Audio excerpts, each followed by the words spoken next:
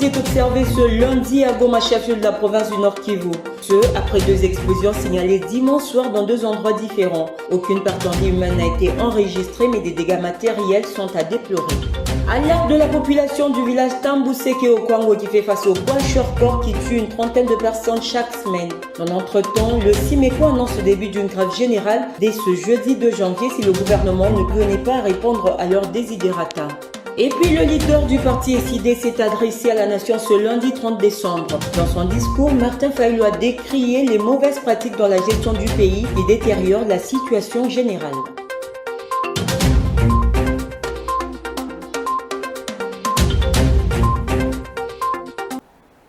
Merci de choisir la chaîne du repos pour vous informer de partout où vous nous rejoignez. Bonsoir et bienvenue pour commencer fin de l'année dans la psychose à Goma. La ville volcanique a été alertée le dimanche soir après 2 explosions à 2 endroits différents. On parle d'une bombe qui a fini sa course dans l'enclos du palais de la justice à Kieshero et une grenade qui a explosé dans un marché. Aucun dégât humain n'a été enregistré, mais des dégâts matériels sont à déplorer. Le commissaire supérieur provincial Kapend Kamand Faustin rassure sur le renforcement de la sécurité, mais aussi des dispositions mises en place pour arrêter et déférer les bandits devant la justice. On en parle avec Rachel Adassaliouala. Sécurité renforcée dans la ville de Goma et des patrouilles sont organisées. Cela fait suite à 2 explosions dans la ville volcanique. Le maire de la ville rassure sur des dispositions prises pour arrêter et déférer les inciviques devant la justice. Notre justice et la rigueur de la loi sera appliquée. Les combats sur terrain continuent, raison pour laquelle tous les services d'ordre et de sécurité qui sont sur terrain avec moi, nous multiplions les actions de répression. Mais à redynamiser, c'est aussi le renseignement. C'est pourquoi nous saluons le mariage civilo-militaire et civilo-policier. Ça nous aide à bien cibler les criminels. Dans les points chauds, points sensibles, les points vitaux, il y a présence énorme de militaires et de policiers pour la prévention. Au lieu de subir, nous sommes là aussi pour la prévention. La situation à Goma demeure tendue. Des mouvements citoyens et groupes de pression de Goma accusent le Rwanda de Paul Kagame de vouloir manipuler l'opinion par la publication des messages d'appel à manifester contre les forces de la SADC. Ceci afin de déstabiliser la ville de Goma en cette période où les forces armées de la RDC ont de l'ascension sur l'ennemi sur différentes lignes de front. Affaire Mivita. Dans une déclaration commune rendue publique le dimanche 29 décembre, plusieurs organisations de la société civile ont unanimement condamné ces tentatives de manipulation. Elle affirme qu'aucun groupe local n'est à l'origine de cet appel et qu'il s'agirait plutôt d'une manœuvre orchestrée par le 123 RDF dans le but de déstabiliser la ville de Goma. Selon ces organisations, les auteurs de cet appel cherchent à s'aimer la confusion et les tensions entre la population et les forces de la SADC déployées dans la province du Nord Kivu pour lutter contre l'agression rwandaise. Les mouvements citoyens appellent la population à rester vigilante et à ne pas se laisser influencer par des fausses informations. Dans un communiqué rendu public samedi dernier, le maire de la ville de Goma, le commissaire supérieur principal Kapend Kamand Faustin, a aussi réagi à cette situation en appelant la population au calme et à la vigilance. Il a rappelé que les manifestations non autorisées sont interdites et que les organisateurs de telles manifestations s'exposent à des sanctions. Cette tentative de manipulation intervient alors que les FARDC soutenus par les forces de la SADC mènent des opérations militaires contre le 123 près de Goma. Ce mouvement rebelle en difficulté militaire chercherait à déstabiliser la ville de Goma par d'autres moyens, notamment en utilisant les réseaux sociaux pour diffuser des fausses informations et manipuler l'opinion publique. Et dans le cadre de sa visite d'itinérance dans le Grand Kasaï, le chef de l'État a foulé dimanche le sol de Chikapa. Sur place, Félix-Antoine Tshisekedi a tenu un meeting devant la population de cette entité. Il a par ailleurs promis de s'investir dans le projet d'encadrement des jeunes et mobiliser les entreprises pour leur donner du travail. Évoquant la situation sécuritaire, Félix Tshisekedi a appelé les jeunes de Chikapa à s'enrôler massivement au sein de l'armée afin de combattre l'ennemi du pays. Suivez. À sa descente d'avion à l'aéroport de Chikapa, chef-lieu de la province du Kasaï, le chef de l'État a eu droit à des honneurs militaires des gouverneurs des provinces du Grand Kasaï et de quelques membres du gouvernement qui l'ont précédé. À sa sortie de l'aéroport, Félix-Antoine Tshisekedi a pris un bain de foule. La population en toute effervescence l'a accompagné le long de son parcours à pied jusqu'au lieu du meeting. S'adressant à la population de Chikapa, Félix-Antoine Tshisekedi a martelé sur la question de l'encadrement des jeunes en vue de leur permettre de se trouver de l'emploi. Il a par ailleurs appelé les jeunes à intégrer massivement l'armée, question de soutenir les efforts de nos militaires et arriver à mettre fin à la guerre qui gangrène la partie est du pays. J'ai le devoir d'encadrer les jeunes pour qu'ils travaillent. Vous devez avoir des initiatives et l'État doit vous appuyer pour lutter contre le chômage. Et vous avez suivi comment on fait souffrir nos frères de l'Est il y a maintenant 3 décennies. Nos ennemis ne sont pas contents lorsque nous vivons en paix. Je vous demande donc, vous jeunes, de vous faire enrôler massivement dans l'armée afin d'arriver à combattre tous ensemble les ennemis de la République.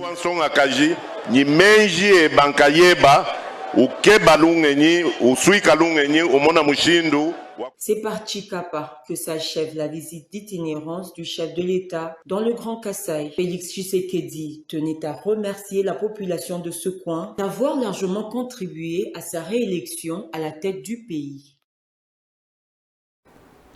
Toujours en sécurité, l'opération Sécure Orvest menée par la MONUSCO en Ituri est saluée par la population de Fataki. Cette opération protège tous les agriculteurs qui partent travailler dans leurs champs. Une initiative salvatrice qui doit perdurer, estime la population de cette partie du territoire national. Patrick Isso nous en dit beau. À Fataki en Ituri, la population vit avec la peur au ventre. Le groupe armé reste à l'affût de toute éventualité. Présente dans la région et surtout avec l'opération Secure Harvest, la MONUSCO protège les cultivateurs. Ces derniers se sentent en sécurité une fois les blindés des troupes onusiennes descendent sur le terrain. La situation sécuritaire demeure précaire. Les patrouilles que la MONUSCO est en train de faire, en tout cas, c'est très bon. Quand une fois que la population écoute, par exemple, les bruits causés par les chars en passant comme ça, la population se sent vraiment à l'aise. Jusqu'à là, en tout cas, la situation sécuritaire reste précaire. Quand nous marchons, on marche avec le téléphone où il y a le numéro de la MONUSCO au Bangladesh. En cas de problème, nous les bipons seulement et puis la MONUSCO nous appelle et puis nous leur donnons les lieux où l'attaque a eu lieu. Et en cas de problème, la population même connaît très bien que le premier secours pour la population, c'est la MONUSCO. Cette tracasserie qui est en train de mener des massacres, comment est-ce que la MONUSCO va nous quitter? Cette cultivatrice qui craint pour la sécurité de toutes ces femmes qui vont au champ souhaite que la MONUSCO reste davantage à Ituri. La présence des troupes de cette mission des Nations Unies en RDC est indispensable à l'heure actuelle. La MONUSCO nous protège. En cas de problème, ces troupes interviennent directement. Nous souhaitons que la MONUSCO reste ici parce que sa présence nous rassure. Si la MONUSCO ne vient nous sécuriser, nous n'allons pas non plus au champ. Pour rappel, la MONUSCO qui a cessé avec ses activités en République démocratique du Congo ne se concentre qu'en Ituri et au Nord Kivu actuellement.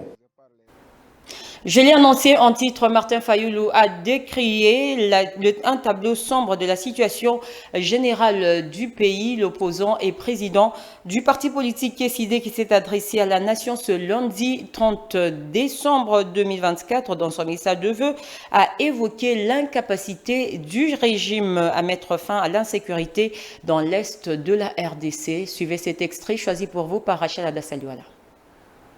La sécurité est inexistante. Le M23 contrôle plus de 130 localités au nord Kivu. Je répète, 130. Les ADF continuent leur massacre à Beni, Butembo, Lubero, Irumu et Mambasa. Les armées rwandaises, ougandaises et burundaises opèrent dans le nord Kivu et le sud Kivu. Tout cela sous les regards impuissants de ce qui reste de l'État. Les groupes armés de tous bords sévissent à Ituri. Les Mobundo dérangent la quiétude des citoyens dans les grands Bandundu, à l'est de Kinshasa et dans une partie du Congo central. Notre armée est abandonnée. Après 6 ans au pouvoir, le régime n'a pas réussi à doter le pays d'une force militaire capable de défendre notre souveraineté. Nos soldats, courageux, mais sous-équipés, affrontent des forces ennemies bien armées. L'argent dilapidé à Kinshasa à lui seul pourrait changer les rapports des forces sur le terrain. La diplomatie est défaillante face aux manœuvres de Paul Kagame et à ses accusations mensongères contre notre pays. Le gouvernement brille par son absence de stratégie et d'action de dissuasion concrète. Pourquoi le gouvernement congolais ne demande-t-il pas à M. Kagame de discuter avec les FDLR et de neutraliser le M23? Sur cette même lignée, Martin Fayulu a dénoncé les mauvaises pratiques dans la gestion du pays, dont c'est dire le changement de la Constitution dans le contexte actuel n'est qu'une fuite en avance. Les efforts doivent être concentrés à restaurer l'intégrité du territoire, mettre fin à la prédation des ressources publiques, construire un véritable état de droit et préparer les réformes institutionnelles ambitieuses. Suivez. Plus de 30 décès au courant d'une semaine dans les villages Tamboseke. Les enfants. Notre pays traverse une période sombre. Toutes les contrées du pays sont en proie à un recul social. Le bilan est accablant. Ce n'est pas une opinion. C'est un constat qui s'impose. Aux voleurs en col blanc, tapis dans les institutions, je vous renvoie à Dieu et aux images des fins de règne des régimes qui affament leur peuple et vivent dans l'excès aux frais du contribuable. Le tribalisme primaire du régime divise notre nation. Nous observons un repli identitaire au sommet de l'État, avec une opposition constante entre les frères dits de sang et les autres compatriotes. La pauvreté explose. Plus de 80 millions de Congolais vivent dans une des pauvretés les plus abjectes de la planète. Comble du drame. Dans ces contextes désastreux, le régime choisit une fuite en avant, en ouvrant de manière inopportune le front d'un éventuel changement ou d'une révision de la Constitution. Les mots ne peuvent pas décrire à quel point je suis révulsé de voir une telle absurdité encouragée par certaines élites, des flatteurs qui vivent aux dépens de l'État. Chers compatriotes, nous ne laisserons pas cette tentative de manipulation aboutir. En santé, la population du village Tambuseke au Kwango atteinte du kwashiorkor, plus d'une trentaine de personnes perdent la vie chaque semaine en manque de nourriture. Les habitants de ce village ne savent plus à quel saint se vouer quant à leur situation. Regardez. Plus de 30 décès au courant d'une semaine dans les villages Tamboseke. Les enfants atteints de la malnutrition envahissent les villages. La population de ce coin est en manque de tout. Elle ne mange pas correctement. Nous sommes à Tamboseke. Il y a la nourriture, mais c'est insuffisante pour tout le monde. Nous ne mangeons pas à notre faim. On ne veut pas donner les aliments équilibrés aux enfants. Les mamans préfèrent vendre. Nous n'avons pas beaucoup de maïs, nous n'avons pas de semoule, nous n'avons pas de fortifiants, de soya. On peut voir la tristesse dans tous les visages des personnels soignants de l'hôpital du village Tamboseke. D'une année à 5 ans, ce sont des enfants-là mal nourris qui sont en train de mourir. Une maman malnutrie, elle vient de perdre aussi son enfant malnutri. Celle-ci, c'est sa maman aussi. Elle est malnutrie, mais sous traitement. Malgré plusieurs sensibilisations et appels, la population de ce village est abandonnée à sa triste sort. D'autre part, le syndicat des médecins du Congo emboîte le pas au SINAMED en appelant à une grève générale dès ce jeudi 2 janvier 2025. Le docteur Juvenal Mwanda, secrétaire général du SIMECO, a appelé dimanche des personnels soignants de leur syndicat à rester mobilisés, vigilants et à se tenir prêts pour reprendre le mouvement de grève, ce au cas où le gouvernement ne rencontrait pas leurs préoccupations d'ici jeudi 2 janvier 2025. Regardez. Le gouvernement de la République devrait tenir en toute responsabilité et de bonne foi les engagements pris avec le monde syndical, notamment la paie complémentaire du 4e trimestre 2024, comprenant l'alignement à la prime de risque professionnel de 1000 médecins, la paie au cadre statutaire de 5177 médecins promus et la paie du deuxième palier de 35% des indemnités de transport et de logement. À environ 48 heures de la fin de l'exercice budgétaire 2024, la paie complémentaire du 4e trimestre 2024, attendue avec impatience par tous les agents du secteur de la santé, n'est pas encore palpée, occasionnant ainsi une vive tension sociale qui risque logiquement de plonger tous les secteurs de la santé dans une crise plus difficile à résoudre. Un sursaut patriotique est encore possible pour épargner à notre population les conséquences néfastes de la reprise de la grève générale suspendue le 23 octobre dernier. C'est pourquoi, tout en réaffirmant son attachement au dialogue social apaisé, le SIMECO demande, primo, au gouvernement de la République de restaurer la quiétude dans le secteur de la santé en mettant officiellement en place un comité de suivi de la mise en œuvre des accords et en rendant effectif et palpable la paie complémentaire du 4e trimestre 2024 des médecins, des infirmiers, des administratifs et de tous les autres professionnels de santé avant la fin de l'exercice budgétaire en cours. Secondo, à tous les médecins de service public d'État membres du SIMECO de rester mobilisés et vigilants et de se tenir prêts à reprendre la grève générale dès le jeudi 2 janvier 2025 en cas d'inaction du gouvernement de la République. Tertiaire, à la population de continuer à consulter normalement tous les hôpitaux publics de l'État en attendant toute éventuelle disposition contraire. Parlant religion, l'évêque Espérance Mbakadi invite toutes les filles et tous les fils de Sion à 2 événements majeurs. Il s'agit notamment de la nuit d'Alliance pour la traversée 2025 ce mardi 31 décembre 2024 et la saison des prémices prévue du 2 au 31 janvier 2025. Ces événements auront lieu à l'église de Mangembo sur l'avenue Boulabis numéro 1 dans la commune de Bondalungwa. Suivez.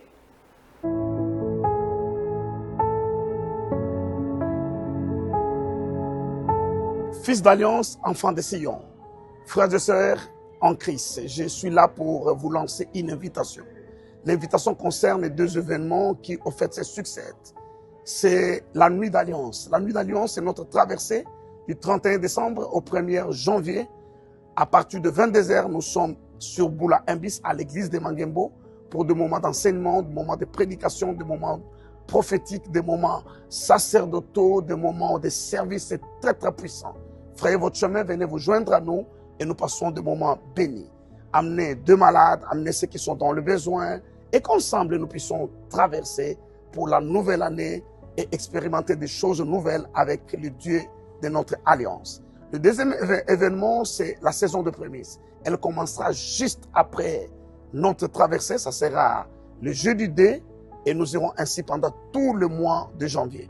Je suis spécialement rentré pour ces 2 événements avec un mandat particulier, un manteau spécial. Frayez votre chemin, venez en grand nombre, disposez-vous surtout à rencontrer Dieu et qu'il vous fasse énormément du bien. Votre serviteur, Espérance Mbakadi. En sport, les Léopards à prime se sont qualifiés pour la phase finale du prochain CHAN. Ceci après une belle victoire face au Tchad en match retour du dernier tour des éliminatoires. C'était le samedi 28 décembre 2024 au stade des Martyrs de la Pentecôte à Fermi-Vita. Nous décortique ce match.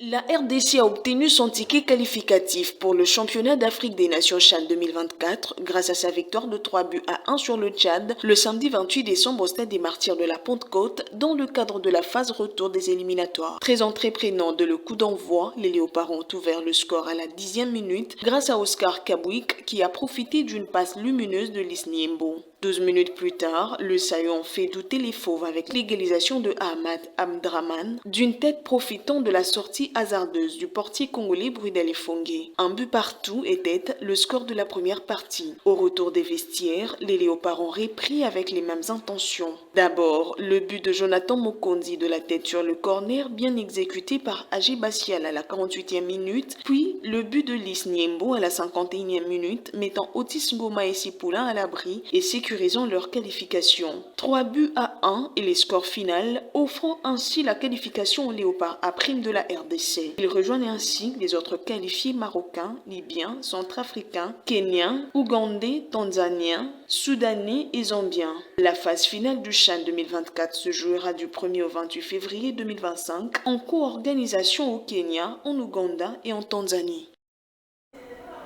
Prenons cette triste nouvelle en dehors de nos frontières pour terminer. Au moins 122 personnes ont trouvé la mort dans un crash aérien d'une ampleur tragique qui a eu lieu dimanche à Muan en Corée du Sud. Un avion de la compagnie Jeju Air transportant 181 passagers s'est écrasé lors de l'atterrissage. Information confirmée par les autorités locales. Suivez.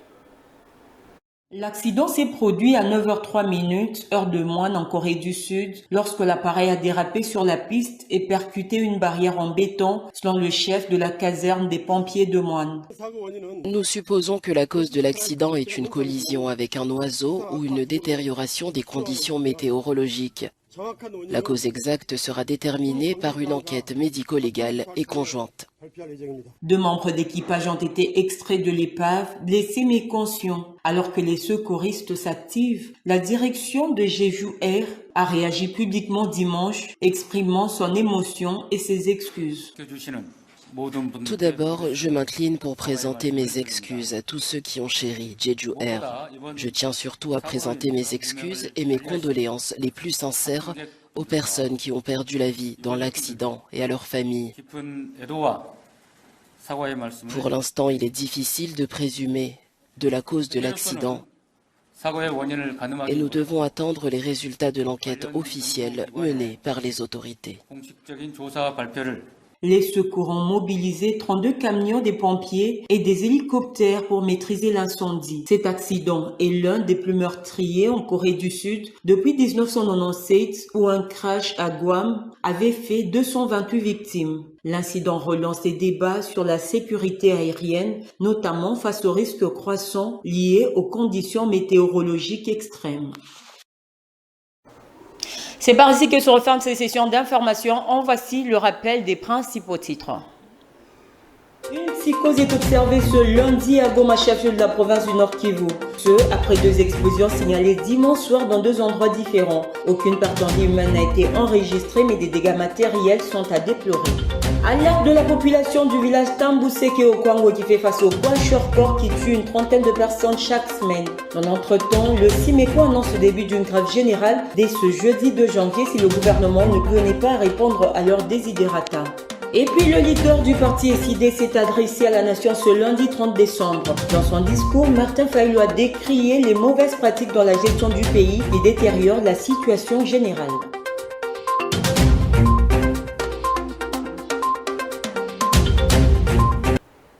Ce journal est complètement terminé. Merci à vous tous de nous avoir suivis. Je vous fixe rendez-vous pour demain à la même heure. D'ici là, portez-vous bien et excellent début de semaine à tous.